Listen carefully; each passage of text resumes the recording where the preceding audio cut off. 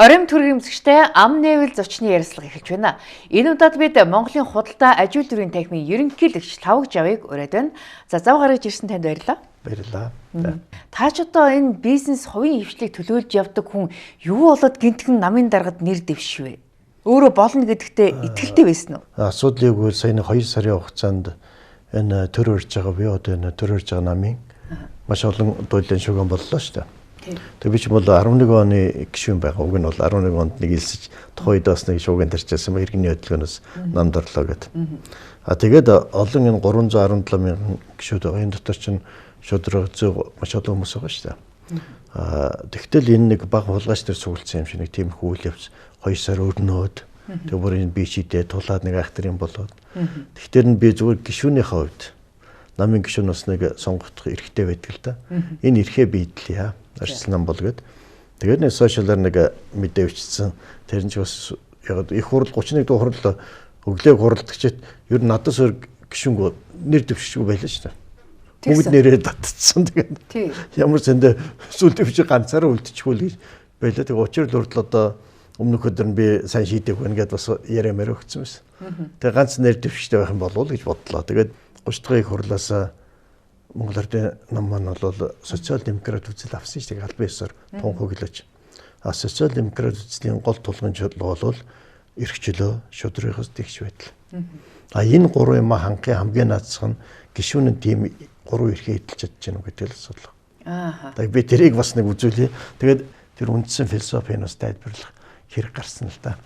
Та одоо гээд намын даргад нэр дэвшихтэй ер нь одоо өөргөө болно гэсэн тийм горлог хүлээлт байсан уу? Тэгээд дүн гарахад бол та нэг 100 гатхан хүний санал авсан байлаа шүү дээ. Тэгэхээр тийм найдлага байсан уу гэдэг асуулт. Ер нь бол би үжил бодлоо хэлье. Тэгээд гişүүд манай өөрсдөө сонгох төлөөлж ер нь төлөөлж сонгох процессын уртлыг хаагдмал явагдсан шүү дээ. Би яг наринд бол энэ нэр дэвшнэ гэдэг асуудал бол бид хаавал дөрвөөр ярьсан. Тэгээд ёсон чинь тэр бараг л их хурлын гишүүн алдарч авахлан мэдж байгаа бараг өөрөө турлаа ийцэн гэд би ч үгүй 77 өөрийн гişүүн байхгүй тэр мэдээж дээч ирээгүй. Тэгээд юу болсон? Тэгээд нэг дандаа юм нэг хайрцаглагцсан юм яваад миний их дургуур гэсэн. Хамгийн гол асуудал. Тэгээд би тэгэхгүй бол гişүүнийхээ эрхийн хувьд бол би нэр дэвшээд бас хуралд урилгаар оролцох болцоо байгаа гэд өөр нэг болцоог нь хайгаад тэгээд хурал руу орсон юм шүү. Яг нэрэнд бол би юу бол ингэж харсан л да. Таныг нэр дэвшингүүд Ардын намын даргыг одоо сонгох сонгуул одоо шудраг одоо өрсөлдөөнтэй арчилсан боллоо гэдэг ийм одоо тодорхойлтыг өгөхийн тулд та нэр дэвшиж юу гэж би харлаа. Ер нь бол би учралгийн нэр дэвшиж бол элдвэрийн ханга гэж өөрөөс нь бид нар юун дээр бид өөрөөс мэтгэлцээ хэлээ шүү дээ. Илтгэл тавь тэр дээр би хэлсэн. Энэ залуугийн элдвэрийг хангахын тулд нэгдүгээрт хоёрт нь бол энэ төлөөлөгч нь 2255 хүн ирчээд ганцхан нэр дэвшин өөр ядаж нэр дэвших төлөөлөгч байхгүй гэдэг чинь бас одоо гутамжигтай юм биз дээ 2000 хүн суучаад тий. Тэгээд нэгдүгээр хоёрт нь бол бас харилцсан бас энэ мэтгэлцээ мэж ардчлалын үндэс зүйлс бид нар ч одоо арч коммунист нам биш л дээ би яг тэгж ойлгоод байгаа. Ардын намын өмнөх баг хурлаар одоо ингээд ерөнхий сайданд шууд автоматар намын дарга болох гэжсэн чинь амар баясгалан өрсөлдөж орж ирээд ингээд уулын чинь намын дүрэн бас давхар зөрчигдсэн асуудал уулын яригдах байсан боловч ингээд шудраг арчсан одоо өрсөлдөө боллоо гэд ингээд амар баясгалан сонгоцсон. Гэтэл одоо тэрийг бол дээчүүх бүртгээгүй шүү дээ. Дээчүүх бол энэ бол дөрмийн бус одоо юм сонгуул болсон байна гэдэг ийм асуудлыг хөндөд тэгээд дахиж та нар одоо намынхаа их хурлаар намын дарга эцэслэл сонгоглоо. Гэхдээ өмнө баг хурлаар одоо өрсөлдөж одоо бүр хонь чондоо тулж исэн 2 хүн хоёулаа нэрээ татчихлаа тийм үү. Тэгээд одоо шинэ хүн 3 дахь хүн гарч ирэхдээ бол ямар ч өрсөлдөгчгүй гарч ирсэн анхаарал татж байна. Энэ дээр бас намын тэр эвлэрлийн ажлын хэсэг ер нь нэлээд сайн тохироо хийж чадсан юм болов гэж харагдав. Одоо Хөрөлбаатар гишүүн мал тэр ажлыг ахлаа явж байсан. Тэгээд ямар ч бас ийм байдал төрөйг хурлаа хийнэ гэдэг нь тэрхүү ажиллаа сайн хийсэн юм шиг байна. Би тэгж харж байна. Ер нь бол энэ төмөн хоолнд харж байгаа ялангуяа энэ 2 сарын хэрүүлийн дараа бол төргүүж юм шиг сүулдэ их хурлын даргачгүй болчихлоо, ерхий сайдчгүй болчихлоо тий. Болох шахсан. Болох шахсан нэг тийм процесс явагдаа. Тэгээд энд нь зис цаар нэг үүргээ гүйцэтгэж зисийн үн үндсэн үүрэг бол институт хоорондын маргаан дээр зис дандаа шийдчих хэрэгтэй байхгүй. Тэгвэл хов хүмүүс хоорондоо хэрэлдээд энийг шийднэ гэж байдгүй. 18 онд бас нэг юм үйл явц болсон юм. Тэгэхэд би нэг баг хурлын гишүүн багт бас тухайд хэлжсэн. Инх бол дараа хөрсөх дараа хоёр ч бас нэг асуудал боллоо шүү дээ. Тэр үед бол хөрсөх ерөнхий сайд бол цэцэд уг нь мэдээлэл өгсөн байсан. Тэгэхэд зэц тухайд хуралдаагүй алгуурлаж байгаа яг нэг голд нь зогцох маягаар шийдэжсэн. Уг нь бол зэц тэр мэдээлэл авсан даруй шууд хуралдах хэрэгтэй байсан байхгүй. Шуурхаа шийдэх. Тэгэхээр ер нь бол институт хоорондын маргааныг зэцэл шийдчих хэрэгтэй. Энэ ч бол шүүхэн тэнд байгаа байхгүй юу? Одоо бид бас шүүхтэй шүү дээ. Таасаа хэллээ шүү дээ. Амруу эсгэлэн заданч тэр хоёрын маргаан бол институт хоорондын маргаан байсан гэд та хэлжлээ. Тэгвэл та энэ хоёр маргалдагч талын ер нь аль талд нь байсан юм? Ер нь бол би сая бас танхимын ерөнхийлөгч аваад 4 сар боллоо. Тэгээ бас нэг 4 сартын шинэ засгийн газраас байгуулагдлаа. Тэгээ бас энэ засгийн газартаа яг танхимын ерөнхийлөгчийн хувьд бол их орхон ажиллах юмд гарсан. Тэгээ би өмнө ч бас энэ таад маань анзаарсан бол би нэг сая энтхийг явахаа өмнө ерөнхийлөгчийн альчдын өмнө хэвлэл урал хийсэн шүү дээ. Тэнд манай 9 холбоод маань танхим дээр хийж нэгдэж хурал хийсэн. Ягд асуудал юу гэвэл сая энэ хэрүүлийнхаа дундуур манай аж ахуй нэгжүүдийг доромжлох юм хэрэгс итэрсэн байхгүй. Одоо нэгсэндээ аж ахуй эрхлэнэ гэдэг чинь манай үндсэн хуулиар олгогдсон иргэдийн онцгой эрх юм байна. Гэтэл аж ахуй эрхэлж явах хүнийг жижиг том гэлтгүүгээр нэг улс төрч гэсэн нэг сэтэртэй болгонд доромжилж гисэн. Тэгээ тэр үед бол би онцгой хэлжсэн. Яг тэгвэл сүүлийн 10 жил бид нар юм философч ч юм уу, аль цэргийн ч юм уу, одоо нэг кино найруулагч юм ийм улсууд байсан. Яг эдийн засаг санхүүч тийм хүн ерөнхийдөө болоогүй. Тэгээ би зандан шитрийг эдийн засаг гэдэг үүднээс нь бол энэ хүн бол бас энэ ч бас энэ тусла шинжлэх ухаан. Тэрийг судалсан хүн бол бас арай өөр байх болов гэж би зандан шитрт гэж аль биесээр хэлжсэн.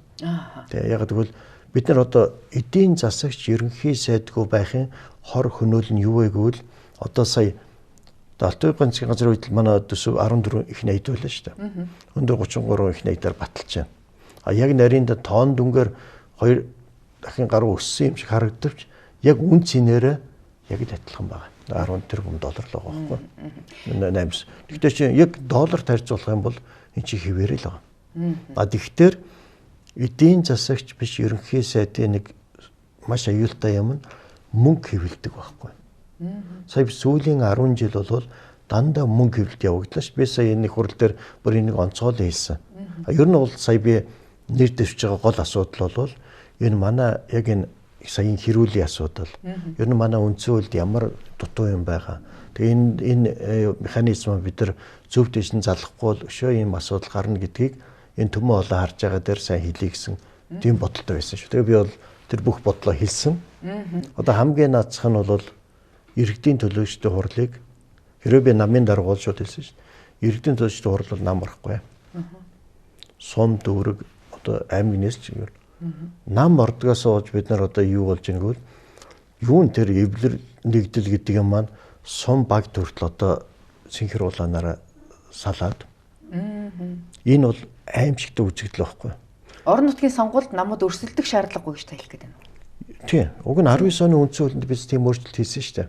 Одоо энэ зандаж тэр дарга байхдаа бүр оройлын хийсний гол асуудал тэр байхгүй. Дүүрэг суманд нам орохгүй гэж. Тэгтээ өөрсдөө энэ зарчим бариагүй. Одоо ингээд засгийн газарт улсын хурлд одоо тодорхой ингээд суудлах эрх мэдлийн хуваарлт хийчлээ. Одоо ингээд гол гар хөл болсон тэр орон нутаг руугаа л одоо бас анхаарлаа хандуулахгүй бол доошогоо бидний шийдвэр хэрэгжихгүй байх магадaltaй гэж лидер чинь. Энэ бол нэг өрөөсгөл юм байгаа. Сая бас их хурал дээр төлөөлөгч нараас надаас асууж яасан. Хэрвээ иргэдийн хуралд нам орохгүй яах юм бэ? Балар штэл гэдэг. Би тэр албасны 2 жишээ хэлсэн. Бямсарнгаа ханаа 92 онд 91 онд иргэдэд гадаад паспорт өгсөн. Тэгэхэд Монгол Ардын хувьсгал намын гişүүд оройлын эсрэг тэр ганц лам байлаа шүү дээ. Наа чин гадаад паспорт өгчвөл талаар нэг тараа явчихын дэлхийд тараад Монгол түүнэлтгээ өчнөсөн нэг ч юм явуулж шүү дээ. Одоо 3 сая. Нөгөө нэг 2 дахь том асуудал бол одоо чин малыг малчтад үгээгээд 90 оны дундуур асуудал тавих гээд яг нариндаа тухайд Монгол Ардын хувьсгал намын их хурал дээр ч бас олон хойсон ба. Тэд нэр оройлын эсэргүүцчихсэн. Би тэгсэн юм. Энэ хоёр эрхийг өглөөгөөд сайжирсносгоо мууцсан байх. 70 сая мал байж байна. Иргэд маань хорвоо ертөнцийн үзэл танилцж байгаа. Иргэдийн хурлыг иргэд нь өгөөч. Энэ нам тэнд байна гэдэг бол маш их хагарлын их усүр Монгол улсыг сум дотроо итгэл баг дотор хүртэл хагарч байгаа байхгүй. Одоо 1700 багч өөрөө бас синхруулан гэдэг. Тэгээ тэнүүгээр дамжиж хэлсэн улсууд нь жоохон төсвийн мөнгө хуваарлтыг авдаг. Амьдралаа залгуулдаг. Тэгээ эн чинь бол хүнээж галаад Монгол төмний язгуур эрх ашгийг устгах байгаа юм. Социализм нурах үед бол манад 1800 53 байгууллага байсан. Энэ 221 дэл 30-аас ингээ аж ахуй бүгд орно л доо. Тэгээд энэ байгууллагын хажууд намын дарга гэж байсан. Тий. Тэгээд 70,000 хүн байсан байхгүй. Тэгэхээр 70,000 хүн 92 оны өнцөд батлангууд ажилгүй болно үстэй. Тэгэхээр чин тухайн Монгол Ардын хувьсгалтан яаж тэгвэл энийг ажилтаа ойлгох вэ гэд иргэдийн хурлыг очиод азархлаад авцсан байхгүй. Одоо иргэдийн хурлын суманч аймагч одоо нийслэлцсэн. Одоо тэр нам ер нь тэнд ямар хамаатай. Тэр сумын 1200-д. Тэр хүмүүс ямар амьдрал авч явдаг ховсгоо самбаатай нэг 1200-аа урайлаад аваа явж тийм лидерийг л гаргах хэрэгтэй байна. Танай намын дарга сонгогдчихлоо. Намын дарга сонгогдсны дараагаар их хурлын дарга сонгоно гэсэн ийм одоо тохироо хийсэн. Тэгэхээр одоо улсын хурлын дарга хэн болох вэ гэдэг дээр магадгүй намын дарга учрал улсын хурлын даргын албыг давхар хавсрах ийм магадaltaй байна гэсэн таамаг яваад байна л да. Тийм шүү. Одоо өөр арга бах. Улсын их хурл бол төрийн ирэх хамгийн дээд байгууллага. Дээд байгууллагын өндөр толгойг байна. Тэр олон судал авсан одоо энэ Монгол Ардын нам бол хурдан тавьж яана их хурлыг эзэнтэй болох хэрэгтэй. За. Энд чинь бол улсын их хурл буюу хамгийн чухал байгууллага нь энэ парламентын байгаа шүү дээ. Одоо энийг өнөө маргаашгүй эзэнтэй. Би бол энэ учрал шууд болно гэж бодож байгаа. Өөр арга байхгүй. Тэгвэл одоо арчилсан намынхан чинь одоо улсын хурлын дарга гэдэг бол нам бус хүн байх хэвээр. Гэтэл одоо намын дарга хүн их хурлыг удирдах нь өөрөө одоо энэ арчилсан парламентд зохисгүй гэдэг асуудлаар улсын хурлын тухай хуулинд өөрчлөлт оруулах гэдэг ингээд асуудал яриад эхэллээ. Тэгвэл одоо пүрөвдөрж бас дэд даргаас нь авч явахгүй юу? Бас намын дарга биш дэд дарга нь бий лөө. Ер нь гэхдээ энэ бол утгагүй асуудал. Яг тэгвэл эцэст бол нам улс төрийн эрх мэдлийг зөвхөн намаар дамжуулж авч байгаа. Тэр намаар дамжуулж очсон хүмүүс нь л тодорхой эрх мэдэл удирдах ажлыг хийн штэ. Энэ бол ойлгомжтой асуудал. Яг нэг одоо бол манай арчсан намын залуучууд сая нэг юунд ч харахад энэ зөрчилдөөн хэрүүлээс нэг олцоолъё гэсэн бас нэг тийм ашиг харагдаад байгаа. За. Ер нь олцолдог юм ч бас биш л дээ. Тэгээ ерөнхийдөө парламентын амин сүнс болсон цөөнх гэдэг тэр хүчтэй сүнс гэдэг юм манад байхгүй болсон. Тэгээд сүнс нь байхгүй болох тэр энэ ард түмний дөө холоо тэр сэлэн цав бүх юм хийх гудамжлал гарч илээ шүү дээ. Тэгэхээр цөөнх ажиллаа хийх хэрэгтэй. Одоо хэрвээ энэ яг нарийн доолын сая өмнөх сонгуулийн үр дүнд 24 баха.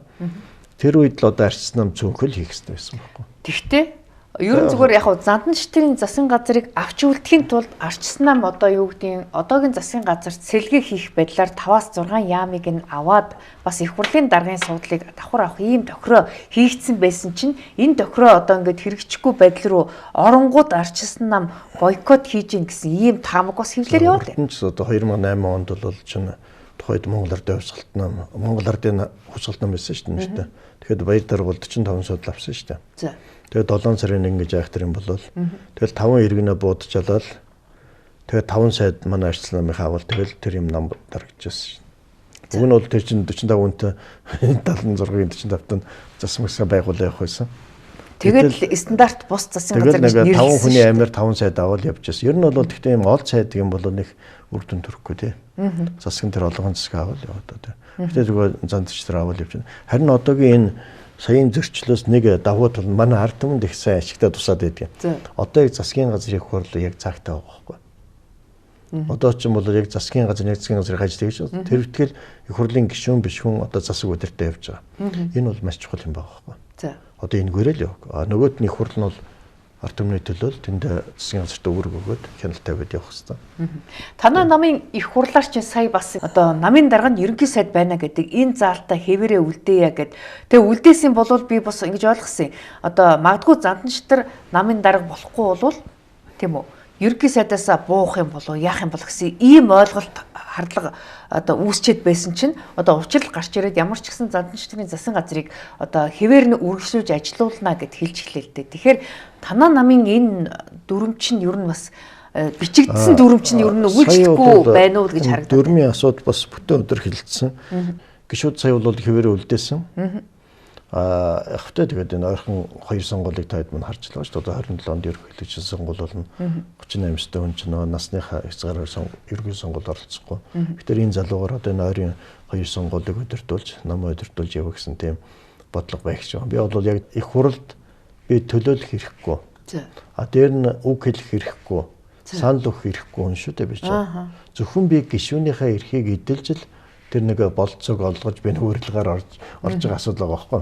Энд чинь бас өөртөө боломжтой ашигласан нэг хувилбар юм байгаа шүү. Тэгэхээр танаа нам доторх зөрчлөөс болоод одоо энэ төсвийг хүртэл бойкотолж гацааж байсан. Тэгээд одоо намын их хурл болохоос ердөө 3 хоногийн өмнө төсвөө яаран сандран баталсан л та. Тэгэхээр ер нь ингээд намын зовлон төрийн ордон дотор орж ирээд төрийн зовлон болж хувираад байгаа юм та юу гэж байна. Энэ бол манай ер нь бол яг нарийнд бол бид 92 онд төрийн байгууламж үндсөлийн 3 дугаар хэсгийг нэг монголчууд өөрсдөө нэг энэ төр гэдэг институтыг өөрсдөө хувилбарлал нэг хийсэн. Одоо энэ гацаа болон бүх юмдаа гарч ирж байгаа. Нийгэм улс төр эдийн засаг бүх юм гацж штэ. Манай 92 оны үндсөөл одоо бид нар дөрвтойхон өөрчлөх хэрэгтэй. Тэр нийтийн санхүү, банк, одоо хүний эрхийн комиссар үндсөөлөнд хийгсэн. Яг одоо манай 92 оны үндсөөл чинь завсрын хууль байхгүй. Нэг 3 жил болоод солих хэрэгтэй байсан. Одоо бас 30 жил явчаад яг нарийн долларын тийм төгс хууль биш. Өнөөдөр зөндөл өөрчлөлт ирсэн юм шүү. Бараг 2-3 удаа өөрчилчихлээ шүү. Тэр дандаа 3 дугаар бүлэг буюу төрийн байгууламжтай л ноцолддог юм. За. Тэр хүний эрхийн нэг ч юм өөрчлөөгүй шүү дээ. Нэгдүгээр бүлгийн нэг төрийн өмчин, төрийн нийтийн амралт өмчин үгээрж одоо Эрдэнэсийн сан орж ирсэн. Яг нарийнда бол зөвхөн 3 дугаар бүлэгтэй л ноцолддог. Чинь одоо 5 дугаар бүлэг хүний одоо орон нутгийн өөрөө удирдах ёс гээд тэр бол бүр амлаагүй бүлэг хүртэл байж штэ. Хүний эрхийн комиссн байхгүй бол тэр 2 дугаар бүлэг чи ерөөсөө хамгаалтгүй л байгаа байхгүй. Төв банкны үндсөлийн хамгаалт байхгүй. Тийм учраас одоо дуртай нэг эрх мэдэл олж авсан хамгийн өндөр албан тушаалтангууд л мөнгө хэвлүүлдэг. Одоо сүүлийн 10 жил яг энэ мөнгө хэвлэлтээс бол дандаа мөнгөний анш унж байгаа ш. Түүнээс биш компаниуд, хувь хүн бид нар хичээж л байна. Одоо ялангуяа сүүлийн 10 жил бол энэ цар тахал гарлаа. Тэрний 13-аас 16 оны том хямрал байлаа, уулуурх хямрал, цар тахал, дайны байдал гэж сүүлийн 10 жил гэхэд манай татврын орлого чинь тасраагүй шүү дээ. Тасрах нь битгээл жил болго 10% нэмэгдэжсэн. Давж биелжсэн шүү. Тэг давж байгаа. Яг л нөгөө иргэд маань нөөт гэдэг баримтыг аваад тэнгээрээ ямар ч усанд улсын санг болоод бүрдүүлдэг болсон. Энэ бол 3.2 сая иргэний жилд хэвлэж байгаа 1 тэрбум толон хэвлэж байгаа шүү дээ. Одоо 350 мянган цэг дээр энэ 10 жилийн хугацаанд. Тэгээд энэ улс төрчид маань энэ татврын энэ их орлогыг мөнхийн юм шиг бодоод өөрсдөөс нь хүч оюун ухаан гараагүй байхгүй. Энэ сайхан бэлгийн үед хийгдсэн систем одоо эзэнтэй юмэг бол шууд ярьж байгаа хэрэгтэй. Сайхан бэлэг. Эзэнтэй гэсэн та ч өөрөө нөөтийн татврын эзэн. Би яг нь санаачлагч гэдэг лээ. Би нөө философийн талаас нь бол 2005 онд нөөтийн 30% буцааж өгч болно. Нөөтийн систем буруу байна гэдэг юмэг бол би аль 2005 оноос ярьсаар байгаад ямар ч байсан зөв системд оруулсан. Тэгээд энэ манай их хурлын гишүүд өнөөдөр хүртэл татврын орлого ингээд дандаа давж биелж байгааг нь ойлгохгүй байгаа яг нэрэндээ. Анхын чинь одоо юу гэдгийг эдийн засгийн далд эдийн засгийг ил болохын тулд одоо гаргаж ирсэн бүртгэлийн татвар. Гэтэл яагаад бүх шатанд аваад ингээ иргэдийн халаасыг бол яг нэрэндээ эцсийн хэрэглэгч төлдөг татвар байхгүй. Одоо тийм учраас хэрэглэгчд маань хуучин бол 13 байлаа шүү дээ. Дараа нь 10 болсон. Одоо л өгж байгаа 10%-ийнхаа 2% нь буюу тухайн татвар 20 авчиж байгаа. Одоо энэ саяын төсөв батлагдахад энэ 26-ны 10 сараас 50% буцааж зарим бүр 100% буцааж авахаар эн чинь иргэн өөрийнхөө төлж байгаа татвараа буцааж авч байгаа. Гол нь аюул нь юу байдг вэ гэвэл аж ахуй нэгж болоод 72 цагийн дотор тэр иргэний өгсөн татварыг дамжуулах үүрэгтэй суудан төлөгч байхгүй. Одоо аж ахуй нэгж төлөөд байгаа юм байхгүй шүү дээ. Гол нь тэр юм мөнгөн суурьнд ороогүй гэсэн болоод нэгтлэн бодох бүртгэлээр тэр нөөтийн бүртгэлээ хийсний гажиг хотоо хүртэл засагдаагүй. Тэгээд тэр 72 цагийн дотор хийгээг үйлдэлийнхаа төлөө компаниуд төр юу өр хөрөмтөгдчихдэг байхгүй. Тэгээ одоо сая нөөтийн хуулинд 4 гол юм орсон ганцхан сая төсвийн хуулиар батлагдлаа. Дараагийнх нь одоо энэ хилцэх баг. Гайл дээр чинь одоо нөөт авахыг зогсоохын заалд орсон байсан шүү дээ. Нэгсэндээ тэр контейнер тэрсэн барааны сүүлчийн бараа зарагдах. Яг тэр үед нөөт төлөгч шүү дээ. Хэрэглэгч авч байгаа. Яг тэр үед нь нөөт нь улсын санд орох байхгүй. Тийм гой процесс юм эсвэл сая хөлж өгч чадсангүй. Гэхдээ сая одоо ингээд нөөтийн татвар авчаад 5% нь буцааж төлнө гэж ингэж 2 дахин ажил хийхийн оронд нэгмүсэн 10%-аар биш анханасаа 5%-аар ингээ аваад явчих юм бол хүн болгон нөөт төлөгч болох юм сонирхол бий болоод нөгөө татвараас бултахын орон зай чинь багасаад ирнэ шүү дээ. Би тэгж л хараад компаниуд 99 он 2 тайлантай болцсны шалтгаан 97 онд нөөтийн хуулийг буруул хэрэгэлсэн байхгүй байна. 10 саяын босготой аж ахуй нэгж нөөт төлөгч байна гэд. Тэгээ манай аж ахуй нэг жижиглээд, орлогоор нь жижиглээд өсөж өндийлэхгүй тийм аюултай юм хийсэн. Тэгээ би ч одоо 2005 онд миний цэцэд өгсөн анхны өргөдөл маань иргэн хүний хувьд би нөөдийн 10 саяар өгч байсан. Гэхдээ зэц бол тухайн үед шийдвэр гаргахаас миний тал гаргахаас айсан. Хоёр шалтгаан байсан. Нэг нь бол өөртөө бол яг татврын мэддэг хүн багтаа байсан. Хоёрт нь хэрвээ миний тал шийдвэр гарах юм бол 1997 оноос 2005 оны бүх актууд хүчингүй болох юм.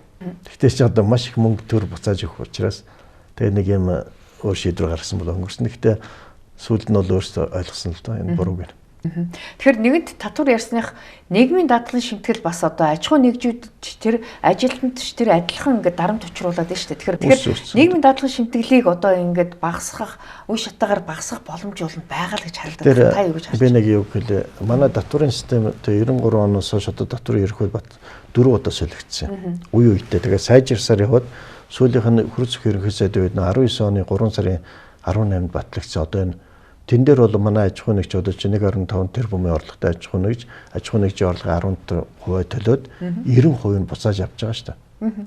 Манай аж ахуй нэгжүүд авч байгаагаа ярьдаг шүү дээ. Тэгсэн мөртлөө аж ахуй нэгж 90% буцааж авдаг мөртлөө иргэн өөрийнхөө төлсөн нөөтийн 20% авахд барьцаад байгаа байхгүй. Ер нь бол манай татварын систем ер нь сайжраад яваад байгаа шүү. Онлын овжгүй систем үед. Ганц нийгмийн даатгалын гэдэг юм бол яг 92 оноор. Яг л нэг коммунизмаар байгаа. Энэ хизээ энэ сая илэрсэн мэдгдсэн гэхдээ ковид 2. Ковид 2 жил чинь бид нар одоо усаар ажилгүй байлаа шүү дээ. Нэг жил суулаа. Тэгэхэд бол бүх ажилгүйдийн даатгалыг бүх мөнгө буцааж өгөхөөс өгөөгүй. Тэ. Тэгээд яг буцаагаад ингээ үтсэн чинь 6-7 төрлийн даатгалууд нь ямар ч ажилтгүй зүгээр юм онодлгүй, философигүй тийм гажиг байгаад одоо манай аж ахуй нэгж хамгийн хойшнд очиж байгаа нийгмийн даатгалын шимтгэл байхгүй. Социализмын үед чинь нийгмийн даатгалын шимтгэл чинь баг сайн дурын даатгалын шинжтэй байсан биш үү? Одоо бол албан журмын даатгал болгоод бүр заавал хүчээр төлөх ийм асуудал бол би нийгмийн даатгалын шимтгэлтэйг нь ажил эсдийн холбоонд одоо байх нэг танхимын ерөнхийлөгчөд суух байх л та. Энэ би өмнөөс нэг 10 жил сууж ирсэн. Хөдөлмөрийн зах зээлийн хөдөлмөр гэдэг капиталын 2 тоглогч нь ажил олгогч ажилтаа ирлээ байхгүй. Манайх нэг төр голоор нь орчны жоохон өмүүлээд идэх. Яг нэрэнд бол энэ төр тамаатай идэх шил тэ. Хөдөлмөрийн капитал хүн өөрөө үнэлж чинь нөгөө нь худалдаж авч чинь цалингийн өгч чинь. Энэ дээр ихэл одоо чинь эрүүл мэндийн даатгалыг компани төлөх ямар үүрэгтэй. Одоо энэ даатгалыг чинь гол эрүүл мэндийн даатгалыг иргэн өөрөө төлөх ёстой. Тэр нь шудраг асуудал. Тэр компани үүрэг биш байхгүй. Компани бол ажилгүйдийн даатгал ч юм уу. Одоо аваар ослын даатгал ч юм уу нөө яг бизнестэй холбоотой нэг даатгалууд байна. Тэрийг бол компани төлж болно. Гэхдээ эрүүл мэндийн даатгал чинь бол яг 10% гэдэг одоо тодорхой хэмжээгээр иргэд эмнэлэгт үзүүлэхдээ одоо үр дүнгийн үзчихдэг. Тэгвэл нийгмийн даатгалын шимтгэл чинь ер нь үр дүнгийн хүмүүс үзэхгүй шүү дээ. Бараг 40-50% нь бол тэтгэврт гарахгүйгээр насч байна. Нас орж байна. Үлдсэн тал хувь нь бараг тэтгэврт гараад нэг 2-3 жил бол тэтгэврээ аваад нас орж шүү. Тэгэхээр ер нь багасгаад энэ дарамтыг багасгах хэрэгтэй гэдэг. Уг нь бол одоо сая энэ жилийн төсвдөр бол уг нь 1.9 их найдын нэг асуудал байна. Одоо хэрвээ бид нэр 1.9 их найдыг нийгмийн даатгалын саналуу хийхгүй юм бол 3-5 жилийн дараа энэ санхүүгийн дампуурах юм. Одоогийн нэрчээр явхад. Нэг удаа сэлгээ хийж аваад тэгээ бид нар нийгмийн даатгал гэдэг юм а яг философоор нь явуулах хэрэгтэй. Онлоор. Тэгэх юм бол одоо чинь компани дээр хамгийн наацхан эрүүл мэндийн даатгал төлөхгүй. Хов хүмүүс өөрсдөө төлнө. Тэр 7% байна уу 10% байна уу те. Энэ өөрөөхөнд үүрэг байхгүй да. Та миний асуултанд түрүүн хариулсангүй л дээ. Нийгмийн даатгалын шимтгэлийг үе шатаагаар бууруулах боломж байгаа юу? Бага. Би нэг ч компани нийгмийн эрүүл мэндийн даатгал өгөхөв. Тэгээд компани тэр чинь 7 өгөхгүй шүү дээ. Тэгээд компани дээр маш их ачаа багасч тэр даатгалын чинь 70% нь бол эрүүл мэндийн даатгал байгаа шүү дээ. 7% тэгээд тэр 10% чинь компани төлөхөө байчих. Тэгээд бол иргэн өөрөө төл. Гэхдээ бид нар ч одоо ингээд цалингаасаа өөрсдөө эрүүл мэндийн даатгалыг 10% төлөөд авах шүү. Тэр чинь компани чинь таны 25% чинь талын компани төлдөг байхгүй. Талын 5% төлж байгаа. Тэгээд компани яагаад тэр олон даатгал төлдөг вэ гэдэг асуудлыг бодуулж хэвээр. Тий, 12.5-ыг бол компани төлж байгаа. Энэ бол нийгмийн даатгалын шимтгэл. Үлдсний нь бол ажилтан төлж байгаа. Гэхдээ компани төсн тэр нийгмийн даатгалын шимтгэл бол тэр ажилтны тэтгэвэр тогтоолоход ямар ч хамаагүй юм шүү. Ямар хэрэгтэй компаниудаас ингэж авах юм бэ? Тэгээд мүлжлгүй л байхгүй. Би өөрөө одоохоно татварыг ингээд өөрөө төлөгч хав сүлдэн судлаад тэр доктор хүртэл зэрэг хамгааллаа шүү дээ. Татвараар одоо ялангуяа өнөөдөр. Тий. Гэтэл даатгалч өөрөө гэсэн онолтой, философитой шинжлэх ухаан байх хэвээр. Бид нэр коммунизмаар яваад байгаа байхгүй. Гол аюул нь тэр юм. Бид нар даатгалын санкцсан саяхан за нэг сайдын үеэс өмнө бол ер нь хинч мэдтгүй байлаа шүү дээ. Анзаардахгүйгээсээ болоод энэ систем гажиг болцсон. Одоо өнөөдөр энэ чигээр бол 3 жилийн дараа бүр сангаараа дампуурах гэдэг шүү. Одоо 1.9 их найдаа алдагдaltaй байна. Тий. Гэхдээ энэ бол болохгүй асуудал. Энийг онлынх нь зөв хийгээч. Хувийн тэр олон даатгал оруулж ирэж энэ даатгал гэдэг бол зах зээлийн нийгэмтэй газар бол амьдралын баталгаа. Нэгсэндээ бол ажил үйлчилгээний баталгаанд даатгал болж явдаг. А хоёрдугаар даатгалын сан гэдэг бол маш том индастри буюу үйлдвэрлэл гэж явдаг байхгүй. Тэгээ энэний дээр чинь бүр тусгай менежментээр эн чинь бас 6 их найд мөнгө цуглаж байгаа шүү дээ. Энийг өсгөж үржүүлдэг тэр бүр бүхэл бүтэн шинжилгээ ухаан байдаг. Энэ хамгийн сайн бизнесүүд тэнд ажилладаг даатгал. А гэтэл бид нар энэ салбарыг ерөөсөө тэгж хөгжүүлж чадаагүй яг л ер нь коммунизмаараа байгаа. Яг л энэ нийтийн санхүү гэдэг бол аль ч улсын тэр ерөнхийлөгч хааны хэмжээний хараа хяналтанд байдаг юм байна. Манад яаж? Тийм байх ёстой. Манайх байхгүй. Нийтийн өмч, одоо төрийн нийтийн хамааралтай өмч, нийтийн санхүү хоёр хэний ч хараанд биш байна. Ямар ч хуулийн даалгавар байна. Яаж би нэг үндсэн хууль гэдээ буцаад ярихад үндсэн хуулийн дотор байдаг юм. А нийтийн санхүү би одоо энэ татвар даатгалыг хинээс хамгаалдаг гэвэл хамгийн эхлээд төрөөс нь хамгаалдаг. Зөө. Төр чинь өөрөө энэ нийтийн санхүүг иддэг хамгийн том хэрэгсэл байхгүй. А хоёрт нь төрийн өндөр албан тушаалтнаас хамгаалдаг. Тийм учраас хамгаалтын систем аль ч улсын үнцүүлэлд байдаг байхгүй нийтийн санхүү гэдэг. Нийгмийн даатгалын сан өнөөдөр 2 их найд төгрөгийн өр алдагдaltaй байгаагийн гол шалтгаан нь үе үеийн засгийн газар одоо цалин мөнгө тавих гэж гэдэг юм уу мөнгөн дутангууд нөгөө нийгмийн даатгалын сангийн мөнгнөөс авч одоо хэрэгэлсээр байгаад одоо ийм хэмжээний алдагдал үүсгэсэн гэж хараад байгаа. Тийм одоо ер нь бол бид нар энэ тэгэхээр таны хэлээд байгаа тэр улс төрчөөс тийм үү? А тэр төрөөс энэ нийтийн санг хамгаалах хэрэгтэй гэдээ хэлээд байгаа юм. Одоо бид хамгаалтгүйгээс одоо би сүүлийн 10 сая улсын хөрөлдөөс би салбаас төлөөс нь хэлж байгаа. Сүүлийн 10 жилийн одоо Алтайгийн засгийн улсын төс 14 их найс одоо 33 их найд. Тий. А энэ чи яг үн цэнээр бол адилхан мөнгө. Зүгээр л 10 тэрбум доллар л байгаа байхгүй юу? Долларын ханш тэр хэмжээгээр нэг өөрчлөгдсөн байхгүй. Доллараар тооцоод байна. Доллар яг адилхан. Гэтэл иргэн таны цалин авж байгаа тэтгэвэр тэтгэмж байхгүй болсон. Энийг хэн байхгүй болгосон бэ гэвэл яг энэ аж ахуй нэгж биш. Иргэн та биш. Ерөөсөө л улс төрийн янз бүрийн утоп шийдвэр сүүлийн 10 жил маш их гарсан. Дээр нь маш их зээл авсан. Уг нь бол улс төрчдийн гол үүрэг бол нийтийн санхүүг нийт зарцуулах менежмент хийх хүнийг орчууд улс төрч гэж нэрлэдэг. Тэрийг сайн хийж байгаа нэг. А гэтэл бид нар тэрний орон зүгээр бэлэн зээл бонд гэд зээл авдаг, ашигуд мөнгө хэвлэдэг. А тэгээ энэний гор нь юу болох вэ гэвэл мөнгө хэвсэн тоогоор л өндөр. Чи одоо ковид үед 8 их найдыг хэвлсэн шүү дээ бид нар.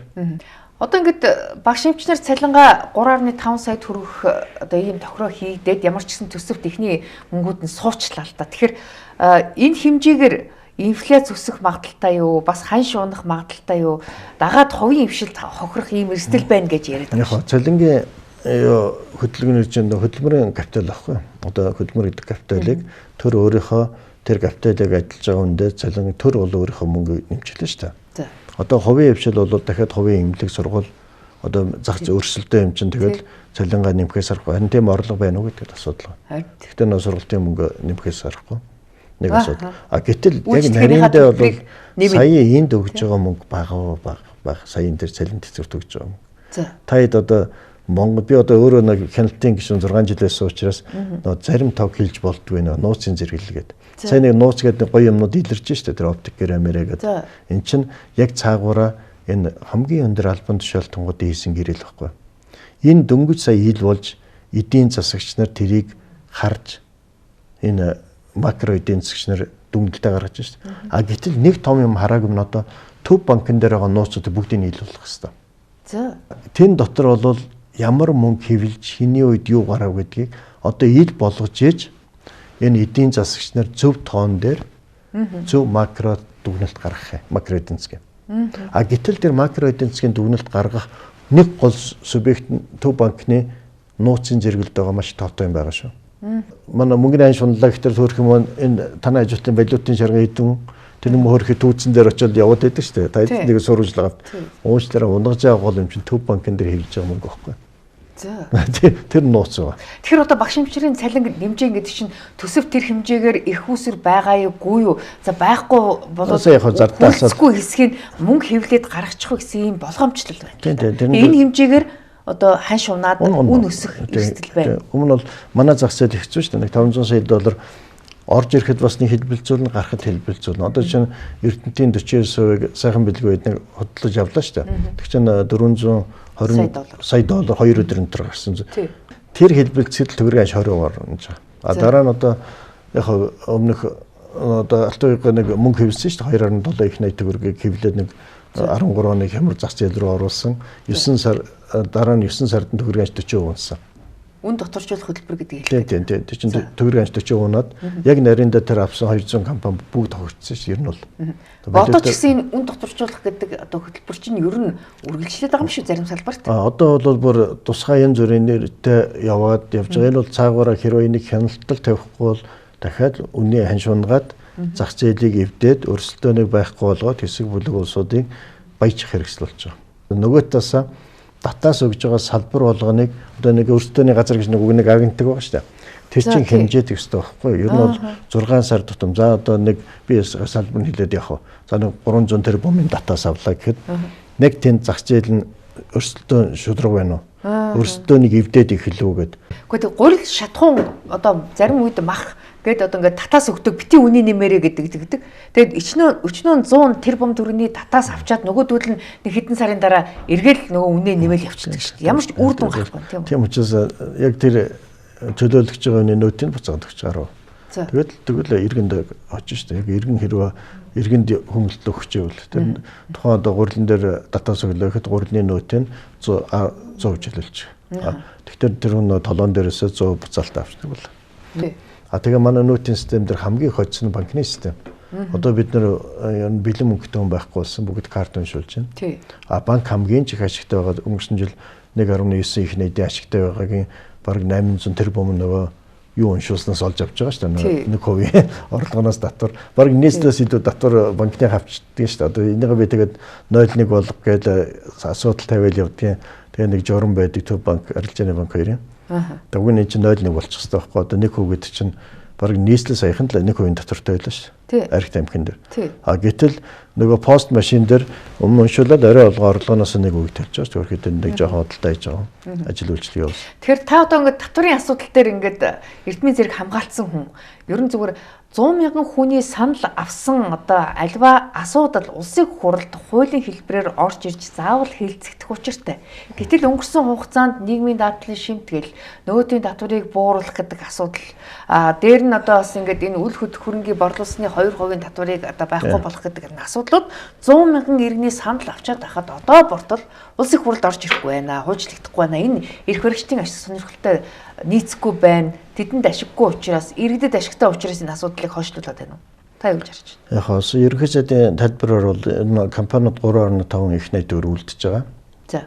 Тэр хэмжээгээр компаниуд ашигтай төсөв бодлогдсон гэдэг компанид үлдэж байгаа мөнгө хэлээд байгаа. Нөгөө талаас бол үйл хөдлөлийн татвар буюу 2% асуудал. Ер нь бид нар яг татварчаар 17 төрлийн татвар байгаа. Манай хавж. Тэгээд 100 мянга тэр хуулиа бид баталсан. Уг нь нөтер нэг хийгээд нэг унсан шүү дээ 50% дээр. Зандч тэр хурдан дараа багт яагаад. Сая үйл хөдлөлтөн дээр бас унагсан. Тэгээ хурдан гişүүдтэй л ярина да. Тэ.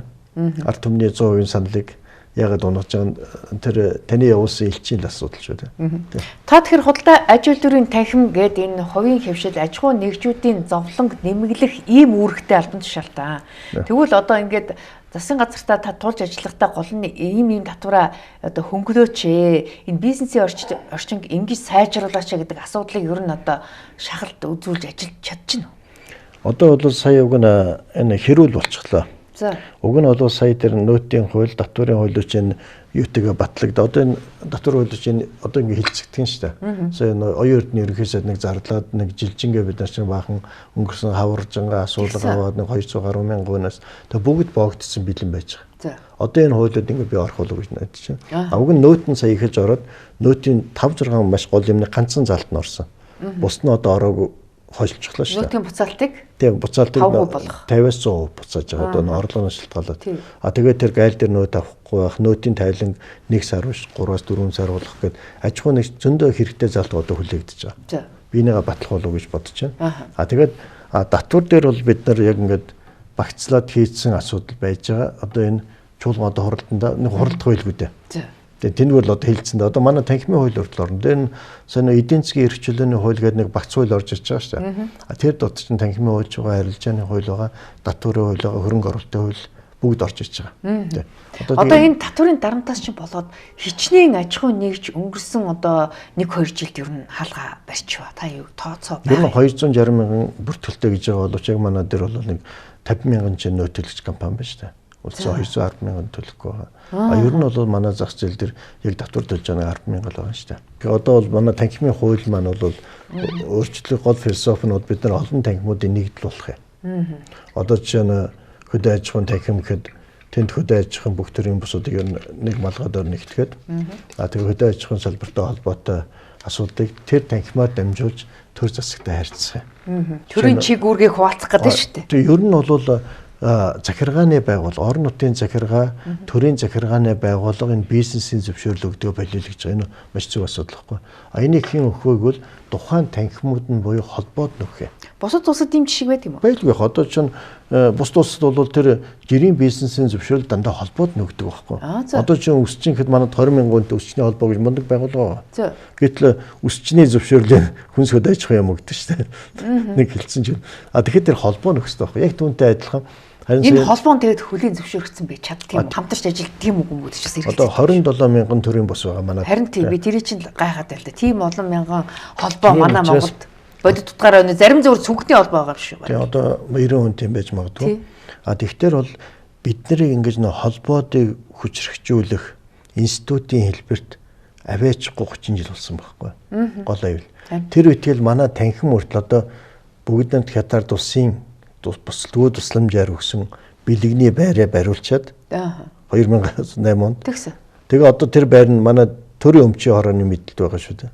Үүзээ. Төрийн өмчийн хороо манай байрыг бид байргүй байхгүй. Манай нөө хөршийн бэлгэлсэн 4 сая доллараар байр барьчихад тэр нь 1 сая доллараас илүү бэлгийг төр бүртгэнэ гэдэг тухайд төр бүртгээд авцсан. Одоо өнөөдөр хүртэл танаа өмч биш төрийн өмч. Төрийн өмч. Тэгээд бид нар чинь нэг төрөөс юм мөнгө төлөхгүй маягаар. Тэгээд өөрийнхөө байрыг хүртэл би төрөөс авч чадахгүй. Өмнө байхдаа би авч чадаагүй бүр шүүхэн бас нэлээд том хуулийн фермер ажиллаад. Тэгээд баяр цагт нэг өгчээгээсэн санаа байсан. Гэхдээ тэр үед сүүлдээ Эрдэнэтийн 49 тонн ноцолтой тэр хоёр маань над олдох байсан л да. Төрч одоо ингээд одоо төрийн өмчийг тоолох юм бол нэг 22 их 80 төгрөгийн өмч байна гэдэг байгаа шүү дээ. Энэ өмчөнтэй төр эзэн байж чадж байгаагүй юу? Энэ төрийн өмчит компаниудын ард эргэлдэж байгаа тэр нууц одоо юу гэдэг юм уу эдийн засгийн мөнгө бол ер нь төсвөөс хэд дахинд авсан мөнгө байна гэдэг асуудал ярьж байна. Тэрнийд л бол энэ улс төрийн намаар дамжиж эзэн суудсан бүлэг улсууд байгаа шүү дээ. Одоо энэ бүлгийн зодон сая болоод байгаа нь тэр байхгүй. Харин ерөөсөө тэр чинь төрийн өмчөөр дамжуулж одоо энэ 500 гаруй компани байгаа түүний ашигтай нэг 10-д нь ашигтай ажиллаж байгаа. За зарим жоохон нийгмийн салбарын компани бол хэцүү л дээ. Тэгээд энийг өнөөдөр одоо хэрвээ ерөнхий сайд хэрвээ шударгаар зөвлөөрсөн бол бид нарт өгье л гэдэг байгаа. Энэ төрийн өмчөж чадахгүй бүх олон нийтийн болгоё яаж олон нийтийн болгоё, хувьцаат яаж болгоё, хоёрт нь одоо нэг үгсэн улс төрч одоо би үгсэн гэж хэлээд байгаа шүү. Улс төрийн карьер нь дуусна нөхдүүд энэ төрийн өмчийн компани захирлаар очдөг. Энэ болохгүй шүү. Энэ компаниудад нь гэдэг чинь тэр улс төрөөс зайлгц зүүнний ажил биш байхгүй юу? Шагналын сууд биш байх гэж байна. Тийм учраас өнөөдөр ягаад төрийн өмчт компани 500-аас 7-8-аас бусд нь бүгд алдагдaltaй байна. Бид нар бол хувийн компанич аль болох нөө хэмнэг зардлаа басах гэж хичээдэг. Энд бол ерөөсө зардлыг гаргасан дарга хамгийн сайн. Үзээ. Төрийн өмчт компанид очиод орлого олохгүйсэн ч гэсэн үү? Ер нь зардлаа сайн гаргаж чадж байгаа тэрийг сайн хуваалцж өгж байгаа нөхөр хамгийн сайн дарга болж. Тэр компани орлого олохгүйсэн ч. Тэгээд дандаа хацтай байгаа шүү дээ. 508 компани 500 хацтай гэж боддоо та. Аймаар. Тэрнийг эхний тохиолдол намаас алах хэрэгтэй. Улс төрийн албан тушаалт юм эсвэл сонгуулийн янз бүрийн этгээдүүд тэнд очдгийг болиулах хэрэгтэй. Энийг болиулах ганц гарга нь бол хувьчлах. Хувьцаат компани яаж хувьцаат компани болгоод удирдлагын нэлтүүд орлого зарлахын нэлтүүд байх хэрэгтэй. Тэгэхээр энэ алдагдaltaй ажиллаад байгаа зарим одоо нийгмийн биш чиглэлийн тим одоо төрийн компаниудыг бол ер нь татан болгочихвол яасан. Хооронд нь нэгтгээд зүгээр санхүүжлэх хөл болчихлоо болно шүү. Тэгэл одоо Америк нэгдсэн улс сая 43 хоног санхүүжилт өгөхгүй, сая 43 хоног цалингаа авахгүй зөвхөн юу эмнэлгийн тэргэл ажил нь бусны бүгд зогсоож. Тийм шудраг байх хэрэгтэй. Зүгээр орлого татаас юуг л өгөх байж бол. Хуульт өгөхгүй. Та сая хэллээ шүү дээ. төрийн компаниудын хөрөнгөний хэмжээ бол нийт эдийн засгийн бараг 40% эзэлдэг гэдэг. Манай эдийн засгийн орлогын 40% нь төрийн өмчт компани ч одоо манай Эрдэнэт байна, Төмөр зам байна. Бүгд одоо энэ дулаан дамжуулах гэх чинь манай зах зээлийн 40% нь тэднэрт байгаа учраас би энэ хувийн бизнесийг төлөөлж байгаа хувьд одоо энэ зах зээлээ хувьд өгчөөч л гэдэг.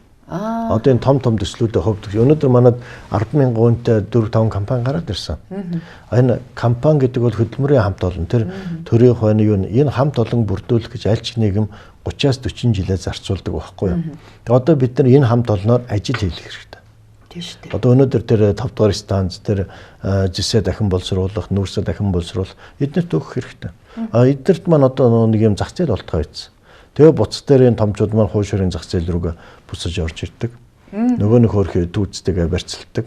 Тийм. Яг гэвэл 10,000 хүний цалинг сар болгон тавина гэдэг бол тоглоом биш шүү. Тийм байх шүү. Тий одоо ингээ эдийн засгт одоо төр хувийн хвшлийн одоо эзэлж байгаа харьцааг харах юм бол төр 70% эзлээд 30% нь хувийн хвшил эзэлж байгаа гэдэг ийм тоо яриад байдаг. Тэгэхээр энийг бол ядаж 50-50 болгоё гэсэн санаа юм. Болох ёстой нэг талаас нөгөө талаас өмчийн талаас буцаад үндсэн үйлрүү орох юм шүү. Төрийн өөрийн өмч буюу хувийн өмч нийлээд 1% байдаг. Үлдсэн 99% нь төрийн өмч байхгүй. Зөө. Одоо энэ газар эвлийн баялаг агаар мандал ус бүх юм төрийн нөгөө нийтийн амралт өмчд орж байгаа шүү. Тэгээ яг энэ өмч талаас бол бид нэр коммунист ус хിവэр байж байгаа. Тэгэхээр болж та 99% нь төрийн өмч. Одоо төрийн нийт амралт. Тэр иргэний хувийн хвшлийн өмч гэж баг байхгүй. Нэг хүн хүрэхгүй шүү. Оо за. Тэгэхээр бол бид нар энэ өмчөө би одоо энэ эрх баригч нартай чөлөөтэй өгөөч. Одоо ядаж бэлчээрэг малчинд өгчөөч. Тэгэхээр бид нар бол энэ төрийн нийт амралтын өмчийн хуулийг даруй гаргаад энийг төр ямар хуулиар оролцох юм. Эзэмших ашиглахад иргэн яаж оролцох юм. Орон нутгийн байгууллага тэгээд аж ахуй нэгж энийг бүгдийг нь хуульчиж өгөх ёстой. Энэ нууц гэсэн юм байж болохгүй. Ялангуяа төрийн нийт амралтын өмчтөр бол энэ нууц байх тусмаа энэ зөвхөн эрх мэдэлтэнгүүд өндөр албан тушаалтангуудын гараар орж улсж байгаа байхгүй. Өнөөдөр тэгээд энээсээ салахгүй тулд энэ сүүлийн 30 жилд би нэг төр нэг өдлөхгүй байгаа гол асуудал бол энэ цаана байгаа далд эдийн засгийн эзэд болчихдгоо гол асуудал. Одоо өнөөдөр манай төрийн өндөрлөгт бас ихэнх улсууд дандаа уулуурхан компани эзэн ч юм уу одоо нэг тууцтан ч юм уу нийгэмтэй холбогдсон байгаад байгаа ч. Тий. Хувь эзэмшдэг ч юм уу тий. Энэ намаар дамжуулаад улс төрийн эрх мэдлээрээ очиод тэгээд нэг төрийн нийт амралтын өмч эзэн суудсандаа энэ асуудал байгаад байгаа шүү. Тий. Тэгэхээр та чинь худалдаа аж үйлдвэрийн танхимын ерөнхийлөгчөөр одоо 2 дахь удаага сонгогдчихлаа тийм үү? Би сая томилогдсон. Өмнө бол сонгогдчихсон. 5 жил ажилласан тийм. Тэгэхээр та Урбаник компанида давуу байдал үүсгдэг байх гэсэн хардлага байна. Би бол 32 жил яаж байгаа. Харин би компани дээр очтгоо шүү дээ. Мөдөс очиг 4 сар болж байна. Улс төрчид бүгд ингэж хийлээ. Яг би санхүүгийн бүх манай тайлангуудаа би бүгд нэг ганцхан тайлан гаргаж 32 жил явж байгаа юм байна. Тэгээд би нэг тайлан гаргадаг учраас энэ татварын асуудал, энэ татварын хуулийн ноу-хауд, энэ зовлон би өөрөө мэдэрдэг. Тэг өөрчлөлт болгон дээр би өөрөө бас оролцож байсан энэ багхгүй. Нэгэсэндээ бол Урбаник бол надад том лаборатори болдог. Яг зах зээл дээр би нөө бодит тогт эндээс харчдаг учраас. Ямар нэгэн байдлаар танаа одоо худалдаа аж үйлдвэрийн танхим дээр гадны төсөл хэрэгжүүлэхэд өөрийнхөө компаниг одоо ер нь төрүүлээд агуулчих. Би бол ерөөсөө танхим дээр өмнө очрын урдуур дайруулад. Зарчим дээр бол тийм байсан. Өмнө ч бас тийм байсан. Би чинь манай гүйц захирлыг одоо магнатор гэж залуу байж байгаа шүү дээ. Тэр хүн бол тэр 100 хүнтэй институтынхаа хүний нөө санхүү бүх юм авдаг. Өмнө бол оюун чамайг дарга ус тэрийг хийдэг гэсэн. Би зөвхөн макро бодлогын хувьд ерөнхийлөгчийн хувьд тэр ажлаа л хийж явдаг. Тэгээс өөртөө ашиг одоо манай нэг зовлон байгаа байхгүй. Аливаа эрх мэдэлтэй очихгүй та одоо яг нэг үгэлэд манай сайд нарын бизнес хамгийн сайн яваад байгаа шүү дээ. Хамти. Одоо ингээл сайдаач хийгээл их хурлын гишүүнэж хийгээл тэгснэ бизнес цэцгэлэл энэ бол маш том дампуурсан шинж. Ийм байж болохгүй. Тэр бол яг л уг нь бизнесэл хийх хэрэгтэй байхгүй. Зарим хүн одоо ингээд эрх мэдэл нэмэгдэнгүүт хөрөнгө оруулалтын дагаад нэмэгдчихсэн юм байлээ. Таних яаж байна? Миний бол бүгд илүү байж байгаа шүү дээ. Манай компани харин нэмэгдэж юу буурч юу? Энэ жил бол манай бүх компаниуд хасагтай байгаа шүү. За. Ягаад гэвэл сая доллар гэдэг валютын анш өөрөө 15 унчглаа. За. Доллар манай төгрөгийн анш 6 унчглаа. Тэгээд 25-аас 30% зохилтонд орцсон юм. Одоо яг компаниуд ингээд бүх компани валютын шилжүүлээ харах юм бол бүгд хасагтай байгаа. Энэ жилийн хувьд бол. Ер нь Польшоос одоо бараагаа шууд татж байна уу? Одоо энэ манайх бол импорт гэж. Магадгүй энэ одоо дэлхийн геополитик Украины дайнаас болоод энэ Европоос татж байгаа барааны үн нэмэгдэх магадлал харагдаад байна шүү дээ. Тэгэхээр Евроч өөрөө сая 15 өсчлөө шүү дээ. Доллар гэдэг энэ бол яг Америк бол нэг зах зээл буюу үйлдвэрлэгч нараа өөрсдөө татахын тулд одоо долларын 15 унтсан гэдэг чинь хүмүүс Америкээс бараа татах. Бараа татахын тулд Трампын гол бодлого бол бүх үйлдвэрүүдийг хуучин байс одоо мис өөрсөндөө ирээ эндээ бат дур төлөө. Энэ чинь цаана бол асар том эдийн засгийн том дайн явагдаж байгаа шүү дээ. Тий. Та тэгээд одоо ингээд оронтойгоо цомгохдохоос аргагүй байдал үүсэж байна. Орлого багасаад ирэхээр. Одоо өөр арга байхгүй шүү одоо. Нэгдүгээр ялангуяа гэхдээ бид нар энэ бидний тэжээж байгаа төр гэдэг институтын 260 мянгаар багасгах хэрэгтэй. Бидний дээр нь одоо нам гэдэг бас замаар дамжаад 200 300 мянган хүн байгаа. Арсланын 100 мянга. Яг нэрэндээ бидний зовлон бол энэ 500-аас 600 мянган хүнийг тэжээх нь одоо бидний үүрэг болоод энийгээ дийлхээ очиад байгаа байхгүй. Тийм учраас бол би сая их хурл дээр онцгой хэллээш намынхаа их хурл дээр Монгол Ардын намын гишүүн гэдэг бол ажил олгох гэж байх хэрэгтэй. Монгол Ардын намын гишүүн гэдэг бол улсад татвараа төлсөн хүн байх хэрэгтэй. За. Өөрөө ажил хийдэг, зах зээл дээр ажилладаг, тийм хүн намын гишүүн болохоос биш зүгээр намаасаа тижээгддэг. Намаар дамжуулж албан тушаал зах зээл бол тэр бол намын гишүүн биш байхгүй. Ажилгүй хүн бол ардын намын гишүүн байх шаардлагагүй гэж. Өөрөө хамгийн нод санаа ажил хийдэг байх хэрэгтэй. За. Ажлын байр гаргадаг байх хэрэгтэй. Та чинь Монгол улсын ерөнхийлөгчийн нэлээд шүүмжлээд идэг байсан чинь өөрөө тэр хүнээсээ саяхан одоо гавьяатын цолоо авчлаа. Тэгэхээр юу бодогдчих вэ? Яг хийсэн гавьяанд мань өгсөн болов гэж байна. Төрөөс өгсөн юм л да. Тэр хөрсөгд хов хүн өгөөгөө. Нэгдүгээр хоёрт нь бол яхаргын нөөцийн систем сүүлийн 10 жилд бол төсвийн орлогыг жил болгоо 10% давуулж байна. Энэ бол би над өгж байгаа юм биш. Ер нь нөөцийн толон авсан болгон иргэн болгонд өгж байгаа шагнал гэж ойлгож байна. Энэ хамтын бүтээлээс тэр онол маань практик болсон. Тэр баха нөгөө талаас манай танхимын маань сая 65 жил явуулж ер нь 60 гаруй хүмүүс тэр тусгай зарилга гаргаж өдрөө гаргаж нэг хөдөлмөрийн баатар төс маань өгөөжийн төмөн гэрэл захирал маань тэгсэн 8 гавьяат өрсөн 2 сквадрын одон тэгээ 50 60 хүн бол төрийн одон медалийн 65 жилийнхаагаар авсан. Тэрний нэгэнд нь би орсон юм шиг байлаа шүү. Хуу хөний хувьд бол маргаан байхгүй асуудал байхгүй мэн тийм үү? Байхгүй шүү дээ. Одоо нэгэн тэргүүлж би тангин тэргүүлж хоёулаад бас нэг тодорхой нийгмийн салбарт тэргүүлж байгаа улсууд тийм.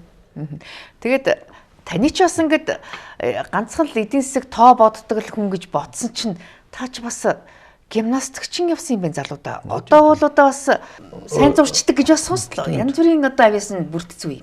Яг юм бурхнаас үнд бол энэ 5 метрхүү заяас бурхнаас нэгдүгээр түн бол төрнө гэдэг бол маш том шиг. Тэгээ 5 метрхүүгээ хүн өөрөө тодорхой хэмжээнд хөгжүүлж явах нь. Тэгэхэд бурхан буддаа хүртэл 2500 жилийн өмнө хэлсэн байгаа шүү дээ. 5 метрхүүгээр та юу мэдэрн тэр чинь бодол санаа болно. Бодол санаас ч үлийн өрөө ихлэл тавигдсан шүү. Тийм учраас надад 5 метрхүүгээ тодорхой хэмжээд хөгжүүл баясгачаа гэж бурхан багш буддаа 2500 жилийн өмнөөс.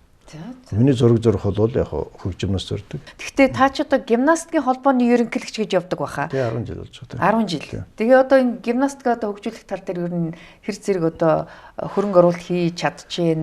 Яг жоохон олсон орлого бол тийш өгж байгаа. Би чинь гимнастик чинь шопины конкурс чихэн одоо төгөлдөр урчт манай хөгжим бүжгийн маань сайн мэдэн төгөлдөр урч маань. Одоо 2005 оноос хойш 4 жил ажиллаа. Энд бол Польш улсын соёлын элчин сайдын маш сайн тусалдаг. Сүүлийн хоёр нь бол Польш улс өөртөө зохион байгуулж байна. Тэгээ би уртын дууч бас судалж байсан. Яг гэвэл уртын дуун дотор бидний амьдралын гүн ухаан байдаг. Тэгээ нөгөө богинохон дуулдгаас болоод тэр урт ухаан алга болсон учраас бид нар 2011 онд Жонсон руугаа, Бачлуунгаа, Төвшинжир олгоо бид нар хамт нэг уртын дууны том уралдаан хийж тэр нь бүтэн дуулах юм. Одоо уяхан замбуу твэн нарыг чинь 4 төрлөг дуулна шүү дээ. Тэгэхээр тэр нарны тухай дуу биш болоо авчдаг байхгүй. Тэгээ үүдэн чөлөөний наран шиг энхэн яваанаасаа үхшгөө мөнхийн гэж та нар гөөм их хурддаг шүү. Тэгээ сэргэлэн цаваа залуу настандаа сурааг өрдмийг өтөл болсон сурна гэдэг гөөм бэрх шүү гэдэг. Одоо уяхан замбуу твэн наран гэдэг ийм хүмүүн зориулсан маш том философийн дуу байхгүй. Тийм байна. Одоо өвгөн шоу гэдэг дуу бол тэр аяар болвол манайхан өдөр болгон өвгөн шоу дууг бол уг нь шүлгийг ядч уншиж явах хэрэгтэй. Одоо эрхэм төргээл 800 жил болж байгаа дуу. Одоо эртний сайхан гэдэг нь шүү дээ. Эртний сайхан ерөөлөөр энэ Монгол улсад нь эзэн Чингис хааны үр яз хуруулсан. Дэгч 5 юунтай Тэнгэр сайхан ухаантай. Анхны тэрэн сайхан сэтгэлтэй. Тэнгэр сайхан ард түмэн нэгэд. Одоо наадмар нэг ихлүүлээд дуучин гайхалтай философи байхгүй цаана. Тэгээд чинь бол олон одоо урлаг судлаач юм биш үү? Ер нь бол би философиг олон талаас хайсан. Яг нэг шударгаас би нэг хуулиасны хайж үзээд эдийн засгаас үлдээ явж иж манай уртын дуу уламжлал дотор бүгд байж байгаа. Одоо зураг зурж гин үү? Манай ер нь хай нэг гэдэг би гайхалтай багш нартай ер нь дандаа учирч байсан. Тэгээд тэнүүгээр дамжчихсан юм манд явж байгаа шүү. Түүнээс би нэг зураад гүйгүүл хийнэ. Гэхдээ яг нөө Шопеныхаа этюд нөхдөр нь зурдаг. Шопены аянд нь. Асуулт нь Жансан нурган аянд бас зориулж өч дээр нь үзэсгэлэн гарч байсан. Жансан нурган нэг үчийн 7 аялгуу гэдэг гоё аялгуу гэдэг нэг хүн чинь 7 гарагтай ш тэр нь зориулаад Шопен зориулж аялгуу солиргээд тэр бол 14 онд гарч байсан. Тэгээд ихэнх бол өнөөдөр хоббин дээр л үндэслэгдсэн юм их сайн байдаг юм да. За. Тэгээ танай хүүхдүүд бол бас сонгодог урлагийн мэрэгчлээ гэж сонссон.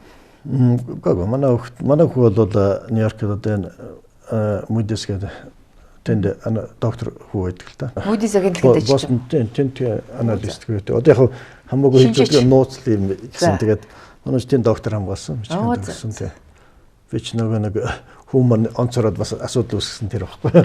За. Тэр олимпиад орж ирсэн. Ер нь асуудал үүсгэн гэж юу лээ? Яг нэг хэсэг нэг болж зээлийн сан гэдэг. Тэр чинь олимпиад орсноор тусгай тэтгэмж аваа явьжсэн 2010 онд. Тэр манай хүн чинь бол одоо олимпиад тэгээд энэ доктор болж үеийнхний анхны доктор ингэсэн шүү. Залуудаа доктор хамгаалчихж байгаа юм. Тийм 28 та хамгаалсан. Оо мамдаг. За тэгээд дараагийн хүүхдүүд нь ямар мэрэгчлээ? Тэгээ манай охин манаас юу одоо сайхан ээж байна. Өчтөрхөн манай зээ охины маань төрс өдрүүлсэн. 3 мамуу гаргасан байна. За. Тэгээ баг манаас Швейцарт сурдаг юм. Тэгэл яг өөртөө сургууль хийлгээгүй л явдаг. Нэг онцлог нь бол үе үед манай удамчсан ер нь бол энэ манай аавас өвөө энэ дандаа тийм эрдэнэ уусад байсан л та. Манай аав маань бол холбооны мундаг өгч байсан Бадаршүгэд гайхалтай одоо НАТЭС гэдэг байна уу гэдэг утасны гол инженер байлаа шүү дээ. Тэгээ гол багш нь байсан. Тэгээ тийм өвөг дэцс маань заяасан тийм бас боломж бололцоо байгаа. Тэрийгээр ашиглаж байгаа гэсэн. Одоо ингээд худалдаа ажил дүрийн танхим цаашдаа ер нь одоо энэ татврын шинжилтээр ер нь хамтарч одоо саналаа оруулсан уу? Орос бид ч өнгөрсөн хавар би хов хүнийхээ хувьд бол ягаад нөтер бол ерөнхийдөө бол яг миний саналаар орцсон байгаа. Тэгээ одоо тэгэхээр жавхлан сайд маань энийгээ батлуулах чухал байна. Тийм багц үйл явж байгаа. Нийгмийн даатгал дээр бол тэгтээ зүг бис улсаараа нэг ярьж нэг датаас хийгээд одоо нэгэнтэн шороо үнэтэй байгаа дээр нэг тэр хоёр их найдыг хааж аваад тэгээ шинээр эхлэх хэрэгтэй. Энэ 90-ад оноос хойш олон ямиг нөгөө шинжлэх ухааны үндэсгүйгээр зөвхөн нэг явж байгаа нийгмийнхаа тухай төсөөлөлч байхгүй.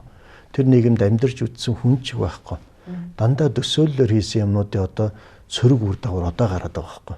Тэр одоо энэ шилжилтийн үе хэвээрэл яваад байна гэж хэлдэг. Тийм учраас бид нар одоо дөрөвтөх одоо 30-аад яг энэ одоо шашин талаасаа ч эрдэм ном талаасаа ч гэсэн бизнес талаасаа яг энийг үзээс туулга гарчсан одоо асар их 90 он биш байхгүй. Одоо энэ явж байгаа дараагийн 30 жилийнхаа нийгмийг бол бид нар яг энэ ядаж явсан нийгмийнхаа алдаа оноог сайн дүгнжээж үндсэн хуулиас авахулаа бусад хууль манай хуулиуд дотор ч одоо маш асуудал байна. Хүнээр бол бид нар 16 нас хүртэл иргэн болж байгаа шүү дээ.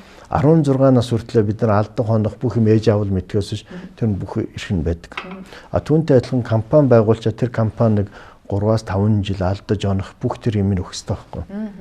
Гэхдээ эхний 3 жилд бол тэр татварж авах шаардлага байхгүй. Тэгээд бид нар өсчөндийлэх тийм бололцоо байхгүй. Тэгээд 3 жилд нь татвараар дарамтлж байхгүй болгоод шүү дээ. Харин одоо бүр няра дээр нь ерөөсөө ихний сард нь л байхгүй болгож байгаа юм чи тэгэл. За. Тийм учраас хүмүүс ч одоо бүртгүүлгүй бахан яваад байгаа. Тэгэхээр та над саналаа одоо жишээлбэл шинэ байгуулагдсан компаниг эхний 3 жилд юм уу 3 сард нь татвар авахгүй гэдэг нэг ийм хуулс начлах боломж байна уу? Танаа одоо энэ татвар хуулийн дээр үгүй тийм сананд орсон шүү дээ. Бас тийм санал орсон. Манай орсон байгаа. Одоо энэ багц үйл одоо хилцэгдэн шүү дээ. Тэр үед л харин янда энэ татвар гэдэг юм чинь уг нь төрөөс өгöd байгаа юм биш. Уг нь яг нарийн дэс сонгодог утгаар бол одоо чинь манай танхим барьж орох хэрэгтэй байхгүй. Тийм шүү дээ. Одоо энэ бизнестэй холбоотой хуулиудыг. Тэгээд тэр их хурл нь бол тэрийг зөвгөө баталж явах хэрэгтэй. Тэгтэл манайх төр маань хууль хийгээд байдаг нэг гажиг байдаг. Одоо хөдөлмөр хуулийг төрхийн, компани хуулийг төрхийн, татвар хуулийг төрхийн нийгэм тэгээд төр гэдэг юм өөрөө өөртөө зориулж хууль хийчихэд байгаа. Одоо энэ олон шүдэр тушаа болж байгаа юм төр өөрөө хийсэн хуулинд байгаа байхгүй. Тэгээд тэр нь ч дандаа төрд ашигтай юмнуудаа хийгээд тэгээд одоо биш юм данхаас нь төртэй. Данхаас нь том намтай. Тийм болчиход байгаагийн хуучин коммунизмоос нэг ялгахдаггүй болчиход байгаа байхгүй. За ингээд бидний ярилцах цаг энэ хүрээд өндөрлөж байна. Ингээд бидний урилгыг хүлээж авч дэлгэрэнгүй тайлбар ярьцлага өгсөн танд баярлалаа. Тэгэхээр Монголын худалдаа аж үйлдвэрийн танхим цаашдын татварын хуулийг нь илүү сайжруулж одоо хувийн хвшил иргэдэд ээлтэй ийм хууль болгох тал дээр та бүхэн одоо хувь нэмрээ оруулж ажиллаарай. Ингээд таны цаашдын ажилд амжилт хүсье. Их баярлалаа. Тэгээд энэ үтшиг одоо мөнхтүүд өтөр маань хамт өнгөрөөж тэг үзэгчтэйгээ уулзсан. Сайхан байна. За баярлалаа. Баярлалаа. За манай энэ удаагийн ам нээвэл зочны ярилцлагаар Монголын худалдаа аж үйлдвэрийн танхимын ерөнхийлөгч Лавг Жав оролцлоо. Анхаарлаа хандуулсан үзэгч та бүхэнд баярлалаа.